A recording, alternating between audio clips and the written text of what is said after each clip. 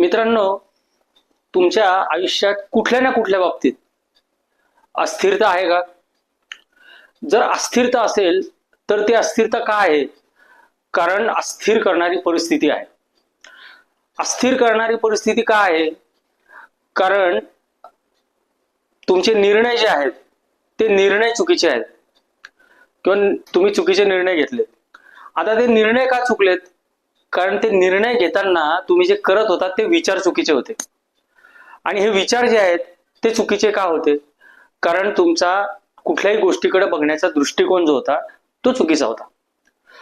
तर आज आहे ना, आपण ह्या आयुष्यातल्या घटनांमधल्या अस्थिरतेबाबत चर्चा करणार आहोत. ही अस्थिरता का असते? ह्या अस्थिरतेमागचं एकमेव आणि मुख्य कारण जे आहे ते काय आहे ते आजच्या व्हिडिओमध्ये मी तुम्हाला सांगणार आहे. नमस्कार मित्रांनो, जय श्री स्वामी समर्थ. मित्रांनो, मानसशास्त्राने हे सिद्ध केलंय की माणूस आणि त्याचं मन जे आहे हे अस्थिर होतं तेव्हा माणूस कष्टात असतो आणि तो दुःखात असतो. अस्थिरता ही आपल्या मनातल्या कुठल्याही बाबतीतला संकोच किंवा भीती जी असते किंवा एखाद्या गोष्टीबद्दल आपल्याला जे असुरक्षितता वाटते त्याच्यामुळे ही अस्थिरता निर्माण होते. तसं पाहिलं तर खरं आपण विचार केला तर खरोखर अस्थिरता असते का, हा एक मुळात एक मुख्य प्रश्न आहे. की आपल्याला जेवढी जाणवते ती परिस्थिती तेवढी खरंच अस्थिर करू शकते आपल्याला, एवढी गहन असते. तर जे रिसर्च झालेले आहेत या बाबतीमधले, तर त्या रिसर्चमध्ये एक गोष्ट सिद्ध झाली आहे की माणसांचे जे विचार आहेत किंबहुना अतिविचार हे आपल्या दुःखाचं मूळ कारण आहे. काय असतं मित्रांनो माहिती का? शंका घेणं हा स्वभाव नसतो, तर शंका घेणं ही सवय असते. खरंय की शंकेखोर मन जे असतं ना, हे तुम्हाला 99% गोष्टीमधून तुम्हाला सत्य शोधूच देत नाही. म्हणजे ज्या परिस्थितीचं आकलन आपल्याला करणं आवश्यक असतं किंवा आकलन करून आपल्याला जो निर्णय घेणं आवश्यक असतं ना, ते आपल्या शंकेखोर मन किंवा अतिविचार जे आपण करतो ना, त्या अतिविचार आपल्याला ते गोष्टी करूच देत नाही. आणि तुम्ही बघा, म्हणजे प्रत्येक माणूस जो कोणी आज मला बघतोय किंवा हे करतोय त्याच्या प्रत्येकाच्या आयुष्यात कुठल्या ना कुठल्या गोष्टीबद्दल ही अस्थिरता जी आहे ना ती असेल. मग ते नातेसंबंध असू दे, मग ते व्यवहार असू दे, मग काहीही असू दे, म्हणजे तुमचं सामाजिक आयुष्य असू दे, त्याच्यामध्ये कुठे ना कुठं म्हणजे एक अशी अस्थिर करणारी गोष्ट आयुष्यात घडते की परिस्थिती अशी निर्माण होते की ती अस्थिरता जी आहे ना, त्या अस्थिरतेमध्ये आपण कुठून जातो. म्हणजे आपल्याला विचाराची एक साखळी तयार करत जातो कायम, की अरे हे असं असेल तर मग ते तसं असलं पाहिजे, मग ते असं असलं पाहिजे, हे असं असलं पाहिजे किंवा हे असं असेल. याच्यातल्या 99% वेळा ज्या गोष्टी आपण विचार करतो ना त्या गोष्टी तशा नसतातच. आणि इथं सगळा प्रॉब्लेम आहे. म्हणजे तुम्ही अगदी तुमच्या नात्यांमध्ये एखाद्या व्यक्तीबद्दल जर तुमचा दृष्टिकोन तयार झाला की ही व्यक्ती किंवा ती एखाद्या गोष्टीमध्ये एखाद्या पद्धतीने जर वागली तर लगेच तुमचा त्या व्यक्तीकडे बघण्याचा दृष्टिकोन जो आहे तो बदलून जातो. तो दृष्टिकोन जेव्हा बदलतो ना तेव्हा मग काय होतं, त्या दृष्टिकोनाची एक साखळी तयार होते आपोआप. म्हणजे आपण एक गृहीत धरून चालतो की ही व्यक्ती आपल्या बरोबर चुकीचं वागते किंवा ही व्यक्ती काहीतरी आपल्याला त्रास देणार आहे किंवा काहीतरी आपलं वाईट करणार आहे किंवा ती वाईटच आहे. आणि मग आपण काय करतो, त्या बाबतीत त्या दृष्टिकोनातून आपले विचार तयार होतात आणि आपले विचार तयार झाले की त्या विचारांमुळेच ती परिस्थिती तयार होते. आणि ती परिस्थिती जी आहे ना ती आपल्याला त्या अशा निर्णय त्या व्यक्तीबद्दल घ्यायला लागते आपोआप की जी एवढ्या प्रमाणात ती व्यक्ती किंवा ती गोष्ट आपल्यासाठी चांगली असते ना त्याच्यापेक्षा जास्ती वाईट ती अजून करून टाकते. म्हणजे हे एक अजून मोठा प्रश्न आहे की खरोखर तसं असतं काय, ह्याचा विचार आपण करत नाही. त्याचं कारण काय मूळ माहितीये का? की अतिविचार.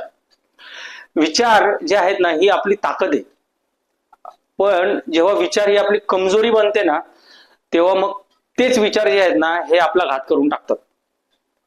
आणि हेच सगळ्या गोष्टीमध्ये, अगदी तुम्ही कुठल्या पण गोष्टी बघा, अगदी तुम्हाला सांगू का मी, तुम्ही जेवढ्या प्रमाणामध्ये जेवढ्या प्रमाणात आपल्याला विचारांना कष्ट होतात ना ते कष्ट आहेत ना जवळपास मी तर म्हणतो 70-80% तुमचे कष्ट संपतील किंवा कष्ट राहणारच नाहीत. कारण का माहिती का, तुम्ही जर का त्या गोष्टीतल्या खूप आतमध्ये विचार केला ना, तो विचार हा अतिविचार एका दृष्टिकोन तयार करून तो विचार करण्यापेक्षा कुठलाही दृष्टिकोन न तयार करता किंवा एखादा चष्मा न लावता त्या गोष्टीकडे जर बघायला शिकला आपण, तर आपल्याला समजेल की अरे आपण कारण काय होतं माहिती का, की जिथं विश्वास नसतो ना तिथं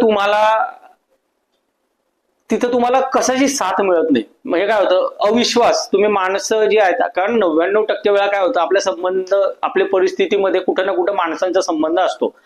आणि माणसांचा संबंध असतो तेव्हा होतं काय माहिती का, की ह्या सगळ्या ज्या गोष्टी आहेत ना, ह्या सगळ्या गोष्टी, हा जो विश्वास जो तयार होत नाही ना आपला, हा त्या समोरच्या व्यक्तीला किंवा त्या माणसांना जाणवतो की अरे याला आपल्याबद्दल विश्वासच नाहीये.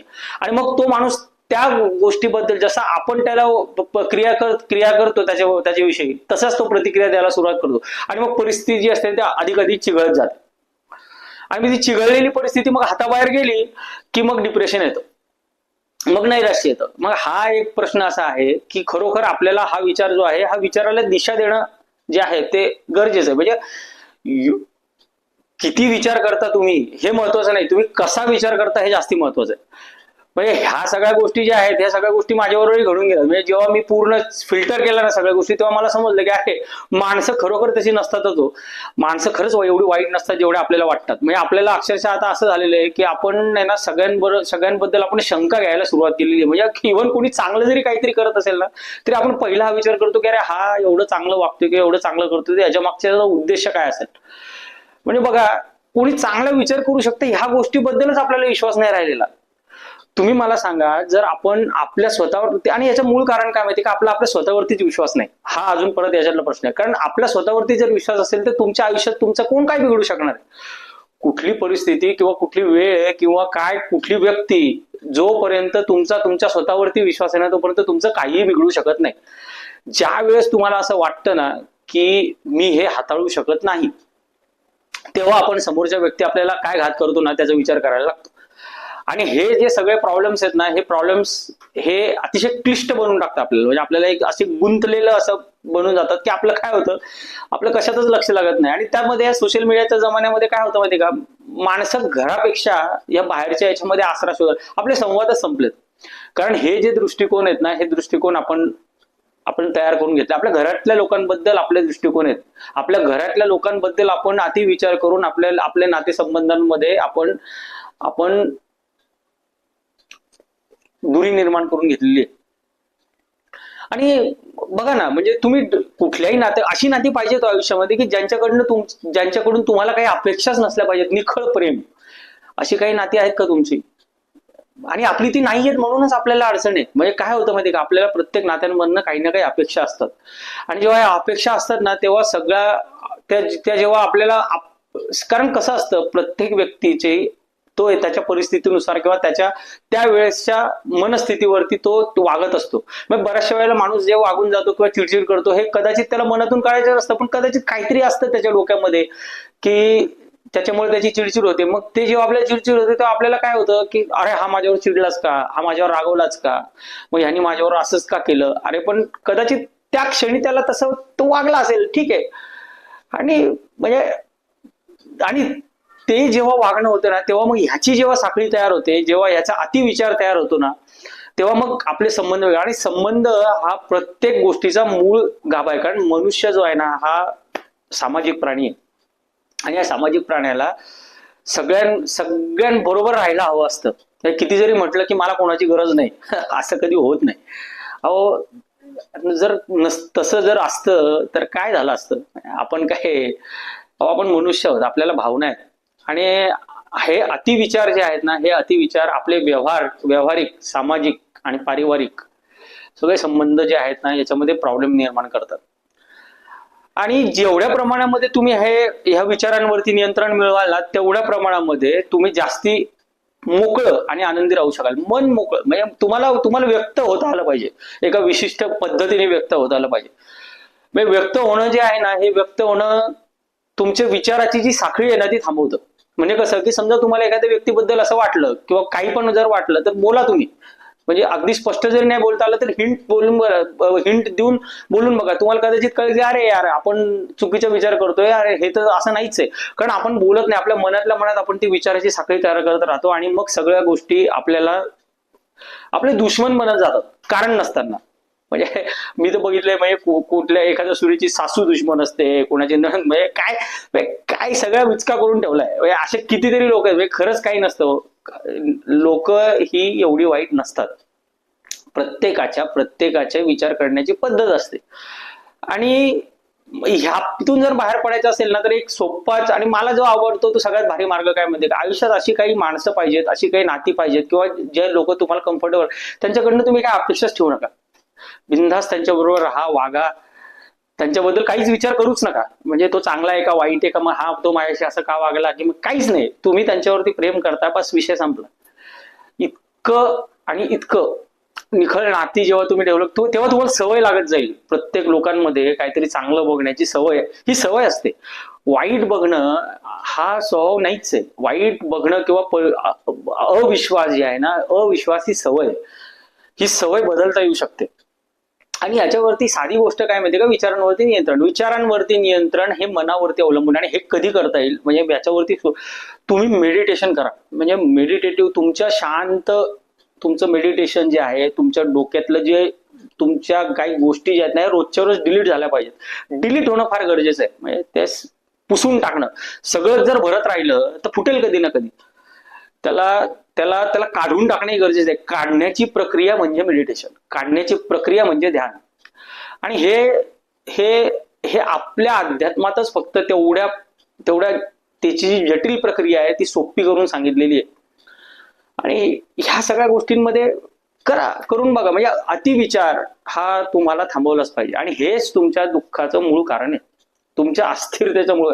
तुमच्या अतिविचार हेच तुम्हाला अस्थिर करतात. दुसरं कोणी काही करू. आणि याच्यावरती सगळ्यात महत्वाचं, आपल्यावरती विश्वास असला पाहिजे. विवेकानंद म्हणायचे की आजकालच्या युगामध्ये नास्तिक तो नाही ज्याच्या परमेश्वरावरती विश्वास नाही, तर नास्तिक तो ज्याच्या स्वतःवरती विश्वास नाही. त्यामुळे स्वतःवरती जर विश्वास ठेवायला शिकला ना माणूस, तर माणसाला कोणीही काहीही करू शकत नाही. कुठली व्यक्ती नाही, परिस्थिती नाही, काळ नाही, कोणी काहीच करू शकत नाही. कारण तो त्याच्या विचारांवरती, त्याच्या वागण्यावरती, त्याच्या गोष्टीवरती त्याचा स्वतःचा विश्वास असतो. त्याच्यातलं जे कौशल्य असतं त्याच्यावरती त्याचा विश्वास असतो. त्याच्या क्रियेवरती विश्वास असतो आणि त्याच्या प्रतिक्रियेवरती विश्वास असतो. तर मित्रांनो, आजच्या व्हिडिओमध्ये मला इतकंच सांगायचं होतं तुम्हाला की याला प्रोक्रॅस्टिनेशन म्हणतात, म्हणजे अतिविचार. ह्या अतिविचारांना कुठेतरी आपल्याला आळा घातला पाहिजे. म्हणजे ह्याला थांबवलं तर खूप काही गोष्टी सहज आणि सोप्या होऊन जातील. सगळं आपोआप होत जाईल. सहज आहे सगळं. आणि जितक्या प्रमाणात तुम्हाला हे सगळं सहज करता येईल ना, तितक्या प्रमाणामध्ये आयुष्य सुकर आणि सहज होऊन जाईल. मजा येईल, सगळं खूप मजा येईल. म्हणजे काही फरक पडत नाही. काहीही आयुष्यात वाईट घडत नाही जोपर्यंत त्या वाईटाला आपण आपल्या मनात जागा देत नाही. ही जागा देणं बंद करून टाका. त्यामुळे आजचा व्हिडिओ तुम्हाला कसा वाटला हे मला कमेंट करून सांगा. मित्रांनो, तुम्हाला जर व्हिडिओ आवडला असेल तर लाईक करा.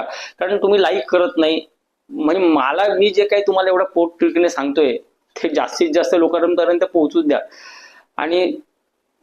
आणि मलाही त्याच्याने उत्साह येतो. जेवढे जास्ती लोक मला जास्ती व्ह्यूज भेटतील, जेवढे लोक जास्ती बघतील, तेवढं मलाही काहीतरी चांगलं कंटेंट तयार करण्याची मला उत्साह येतो. त्यामुळे माझ्या चॅनलला जास्तीत जास्त सबस्क्राईब करा, लाईक करा. आणि सबस्क्राईब केल्यानंतर बेल आयकॉन दाबा, म्हणजे माझे प्रत्येक व्हिडिओ तुमच्यापर्यंत पोहोचतील. मी असेच एक नवीन विषय जे आहेत, जे साध्या सहज आयुष्यामध्ये तुम्हाला उपयोगी पडतील, असे विषय तुमच्या समोर मांडण्याचा प्रयत्न करणार.